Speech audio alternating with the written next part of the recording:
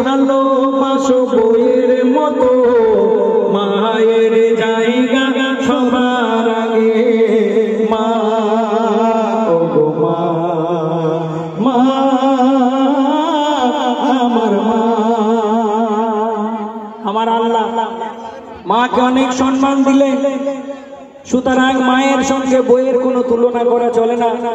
তবু আমার লেখক তিনি লিখলেন, ও গো মায়ের মেশা